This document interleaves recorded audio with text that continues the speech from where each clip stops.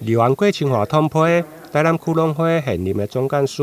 因为涉嫌不法被起诉，连续2届到农会来抗议。现在农会2月15将进行改选，离湾上午伫个改革派候选人的陪同，共同召开记者会。除了公布41位要来参选农会代表，另外嘛有8位要来角逐理干事，以及推出总干事的人选朱玉芝。咱新的改革团队咧吼，已经成型吼。咱有推出8个理事吼，咱希望会当摕到理事长，甲摕到7位咧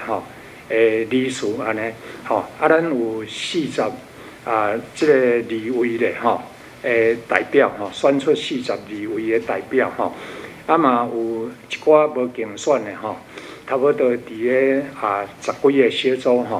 愿意来跟咱配合我相信咧这回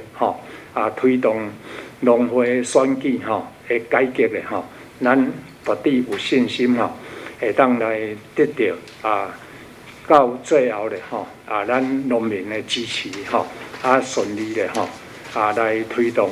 台南市区农会改革这个工作安尼职员的奖金的部分，我们就可以看得出来，这是一个违法的事情，而且这是一个很严重的职场霸凌。我觉得这是需要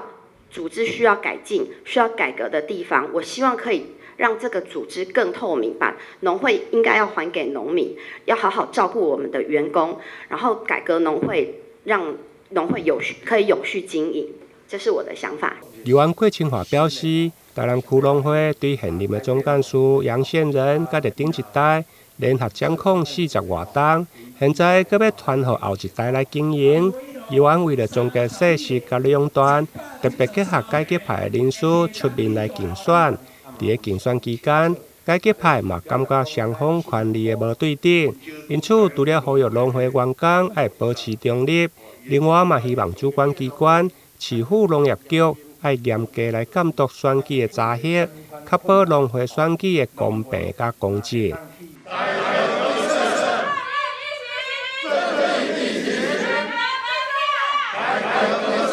台南新闻联跟采访报道。